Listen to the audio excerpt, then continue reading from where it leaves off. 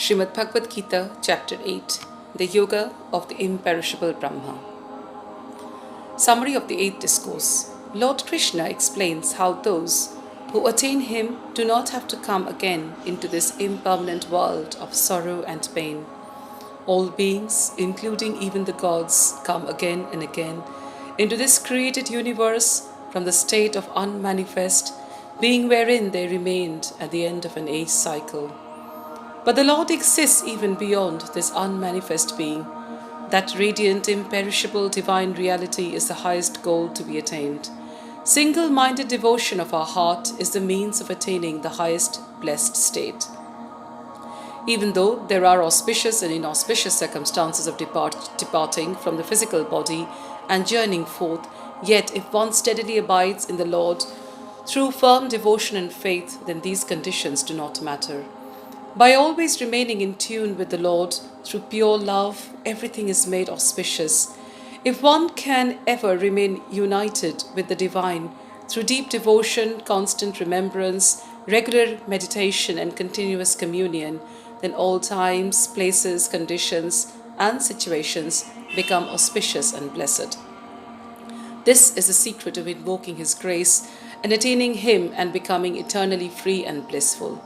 Arjun here asks Lord Krishna about the meaning of the different terms referred to him by in the last 2 verses of the previous chapter. He wishes to know what is the Supreme Being, what is karma or action that he refers to, and what is the meaning that pertains to this spirit, the elements and the center of all things within this human body. Beyond all things manifest and unmanifest, beyond these names and forms, there is the Supreme Being, the Brahma. He indwells his body as the center of all things, including even our own self, the individual soul. We are a spiritual being residing in this body and supported by the silent witness within. The supreme Antaryamin, Prakriti or nature, is the being pertaining to the elements. Worship, prayer and offering to the gods with faith and devotion constitute actions that lead to blessedness. The secret of reaching the divine being and thus being freeing oneself forever from birth and death and the pains and sufferings of this earth life is so constantly practiced unbroken remembrance of the Lord at all times, in all places and even amidst your daily activities.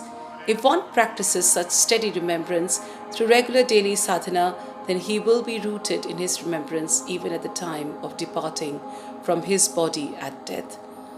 Thus, departing, he will go beyond darkness and bondage and attain the realm of eternal blessedness. One must practice sense control.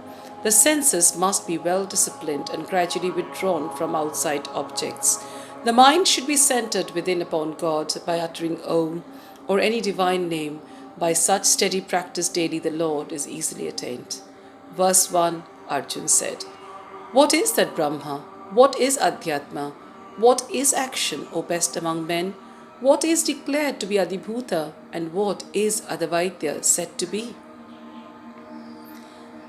How and who is Adiyagnya in this body, O destroyer of Madhu Krishna, and how at the time of death art thou to be known? By the self-controlled one," the blessed Lord says in verse 3, "Brahma is the imperishable, the supreme. His essential nature is called self-knowledge, the offering to the gods, which causes existence and manifestation of beings, and which also sustains them, is called action.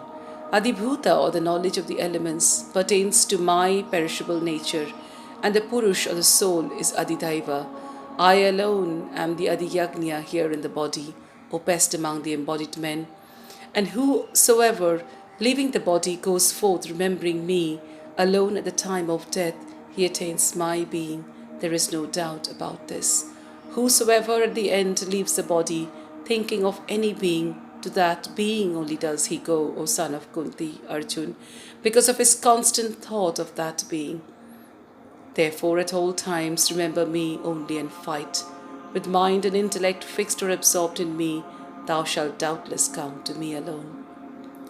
With the mind not moving towards any other thing, made steadfast to the method of habitual meditation and constantly meditating, one goes to the Supreme Person, the resplendent, O Arjuna. Whosoever meditates on the omniscient, the ancient, the ruler of the whole world, minuter than an atom, the supporter of all, of inconceivable form, effulgent like the sun and beyond the darkness of ignorance, at the time of death, with unshaken mind endowed with devotion, and by the power of yoga fixing the whole life breath in the middle of the two eyebrows, he reaches that resplendent supreme person. That which is declared imperishable by those who know the Vedas, that which the self-controlled ascetics and passion-free enter, that desiring which celibacy is practiced, that goal I will declare to thee in brief.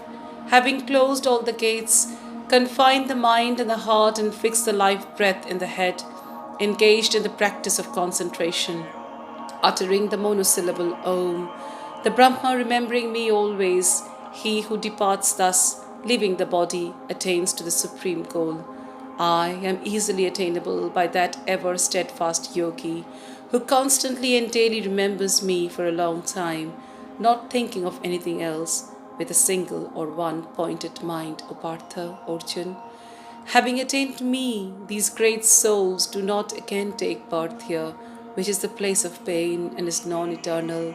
They have reached the highest perfection, the liberation. All the worlds, including the world of Brahma, are subject to return again, O Arjun. But he who reaches me, O son of Kunti, has no rebirth. Those who know the day of Brahma, which is of a duration of 1,000 years or ages, and the night, which is also of 1,000 years duration, they know day and night. From the unmanifested, all the manifested worlds proceed at the coming of the day. At the coming of the night, they dissolve verily into that alone which is called the unmanifested. This same multitude of beings born again and again is dissolved helplessly, O Arjun, into the unmanifested at the coming of the night and comes forth at the coming of the day. But verily there exists higher than the unmanifested, another unmanifested eternal, who is not destroyed when all beings are destroyed. What is called the unmanifested and the imperishable? That they say is the highest goal of the path. They who reach it do not return to this cycle of births and deaths. That is my highest abode, the place or state. That highest Purusha Arjuna is attainable by answering devotion to him alone, within whom all beings dwell and by whom all this is pervaded. Now I will tell thee, O chief of the Bharatas, the times departing at which the yogis will return or not return. Fire, light, daytime, the bright fortnight, the 6 months of the northern path of the sun. Departing then by these men who know Brahma, go to Brahma.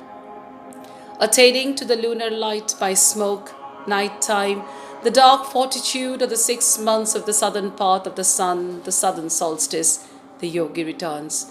The bright and the dark paths of the world are verily thought to be eternal. By the one, the bright path, a person goes not to return again, and by the other, the dark path, he returns. Knowing these paths, O Arjun, no yogi is deluded. Therefore, at all times, be steadfast in yoga.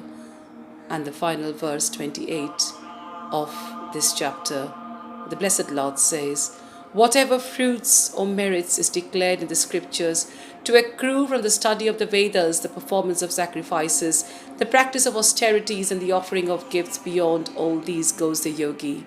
Having known this, and he attains to the supreme primeval or the first ancient abode. Hari Om Tat Sat. Thus in the Upanishads of the glorious Bhagavad Gita, the science of the eternal, the scripture of yoga, the dialogue between Sri Krishna and Arjun, and the 8th discourse entitled The Yoga of the Imperishable Brahma.